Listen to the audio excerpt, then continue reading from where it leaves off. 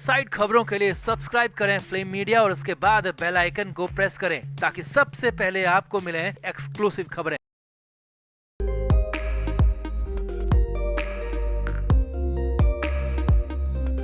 उद्धव ठाकरे के लिए चुनाव बिल्कुल भी आसान नहीं है और हर रोज के हिसाब से उनकी मुश्किलें बढ़ रही हैं। हर रोज के हिसाब से उनके लिए हालात खराब हो रहे हैं। अब सबसे बड़ी खबर यह है कि उद्धव ठाकरे का सबसे बड़ा राजदार, उद्धव ठाकरे का हर सीक्रेट जानने वाला, समझने वाला, फाइनली उद्धव ठाकरे को पीठ दिखाकर चला गया है और ये कांड किया है महाराष्ट्र की सरकार चला रहे शिंदे गुट ने। जी हाँ, मुख्यमंत्री एकनाथ शिंदे ने उद्धव ठाकरे का दाहिना हाथ ही काट लिया और खबर है कि ये सब कुछ दिल्ली में हुए अमित शाह के इशारे के बाद हुआ। तो क्या था अमित शाह का इशारा, क्या हुआ महाराष्ट्र में और राजदार के जाने से कितनी पोल खुलेगी, कितनी मुश्किल बढ़ेगी, सब कुछ आपको बताते हैं। आप भी वीडियो को शेयर करें और कमेंट बॉक्स में अपनी राय जरूर दें।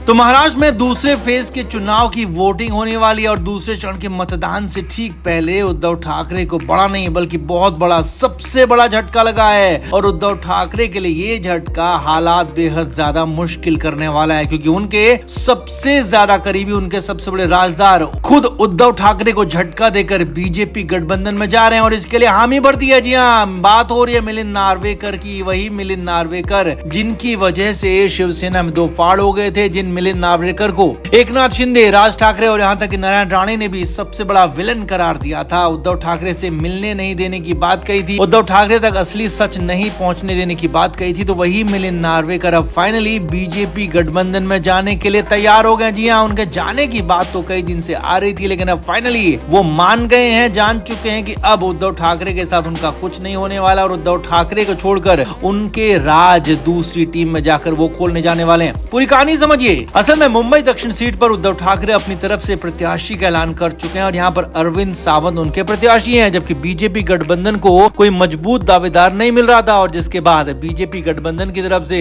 मिलिंद नार्वेकर को अप्रोच किया गया। इससे भी बड़ी बात खबर यह है कि मिलिंद नार्वेकर मान गए हैं। अंदर की खबर यही है कि मिलिंद नार्वेकर ने इस पर हामी भर दिया और दक्षिण मुंबई सीट से चुनाव लड़ने पर भी अपनी सहमति जता दी है। यानी कि फाइनली उद्धव ठाकरे के बेहद करीबी राजदार मिलिंद नार्वेकर उनका साथ छोड़ने वाले हैं। और इतना नहीं, मिलिंद नार्वेकर का जाना सिर्फ इतना नुकसान नहीं है कि एक सीट पर उद्धव ठाकरे को मुश्किल हो सकती है, बल्कि संकट इससे कहीं बड़ा है, कहीं ज्यादा है। मिलिंद नार्वेकर उद्धव ठाकरे का एक एक राज जानते हैं, एक एक बात जानते हैं और उद्धव ठाकरे जो भी बात कहते हैं, करते हैं, उसके बारे में मिलिंद नार्वेकर को पहले से ही पता होता है क्योंकि नार्वेकर ही उद्धव ठाकरे के सलाहकार रहे हैं, नार्वेकर ही सबसे करीबी रहे हैं और यहाँ तक कि एकनाथ शिंदे गुट ने जो बगावत की थी उसकी वजह भी उद्धव ठाकरे से ज्यादा मिलिंद नार्वेकर को माना जाता है। अब हालांकि खबर है कि शुरुआत में शिंदे गुट नार्वेकर पर तैयार नहीं था क्योंकि दक्षिण मुंबई सीट बीजेपी गठबंधन में शिंदे गुट को मिली है, लेकिन जब अमित शाह का दखल हुआ, जी हां, सूत्रों के मुताबिक अमित शाह ने दिल्ली से इस पर बड़ा फैसला लिया और कहा कि जीतने वाला कैंडिडेट लाया जाए, दक्षिण मुंबई सीट पर ऐसा कैंडिडेट हो जो कि चुनाव जीत सके और उसके बाद ही शिंदे गुट को भी मानना पड़ा। फाइनली मिलिंद नार्वेकर की बीजेपी गठबंधन में एंट्री होने जा रही है, उनको अप्रोच किया गया, उनको ऑफर दिया गया और फाइनली वो मान भी चुके हैं और लिहाजा मिलिंद नार्वेकर अब फाइनली बीजेपी गठबंधन के साथ जुड़ने जा रहे हैं और बहुत जल्द इसका खुलेआम ऐलान भी हो जाएगा।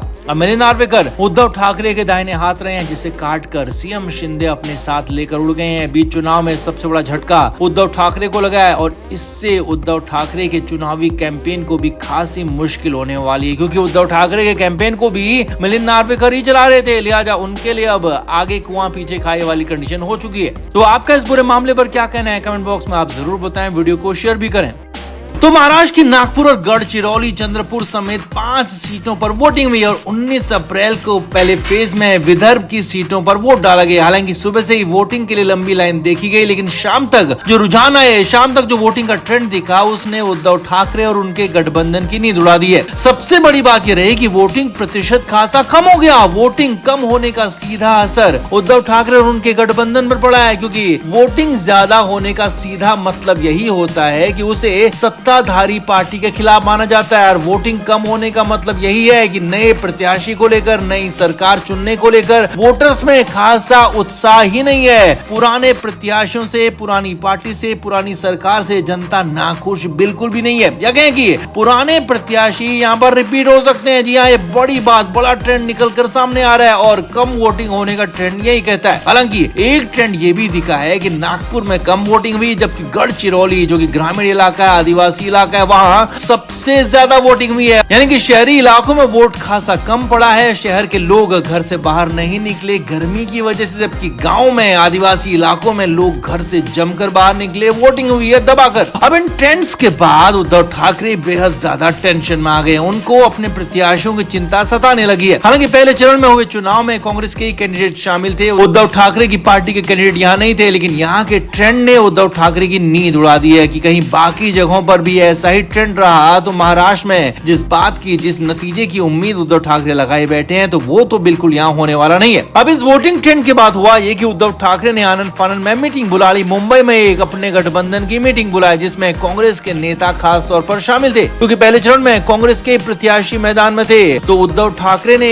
कांग्रेस नेताओं से फीडबैक लिया है, पूछा है कि आखिर ऐसा क्यों हुआ, वोटिंग कम क्यों हुई और इस वोटिंग कम होने से क्या क्या नुकसान होने वाला है और कांग्रेस को कितना बड़ा नुकसान इन 5 सीटों पर हुआ है या फिर हो सकता है। यही नहीं खबर है कि इसके बाद उद्धव ठाकरे ने अपने नेताओं के साथ भी मीटिंग की और यहाँ तक कि कुछ सीटों पर प्रत्याशी बदलने तक की भी चर्चा है। पहले चरण के ट्रेंड के बाद उद्धव ठाकरे कुछ सीटों पर अपने प्रत्याशी बदल सकते हैं और बड़ी बात है कि मुंबई की सीटों पर भी प्रत्याशी बदले जा सकते हैं। कोंकण की सीटों पर भी ऐसा हो सकता है, क्योंकि उद्धव ठाकरे पहले चरण की वोटिंग के बाद डर गए हैं, घबरा गए हैं, किसी भी हालत में जीतना चाहते हैं, लिहाजा गलती ऐसी कुछ कर सकते हैं कि अपने प्रत्याशियों को बदल सकते हैं और आखिरी मोमेंट पर प्रत्याशी बदला गया तो ये भी उनके ही खिलाफ जा सकता है। अब कहा तो यहाँ तक जा रहा है कि उद्धव ठाकरे ने पहले चरण के चुनाव के बाद ही हार मान ली और इसीलिए घबरा कर फड़फड़ाने लगे हैं, हालात खराब नजर आ रहे हैं और आगे और ज्यादा खराब हो सकते हैं। तो आपका इस पूरे मामले पर क्या कहना है? क्या वाकई में कम वोटिंग होने से उद्धव ठाकरे और उनके गठबंधन को नुकसान होने वाला है और बीजेपी गठबंधन को फायदा होने वाला है, या फिर मामला कुछ और हो सकता है? या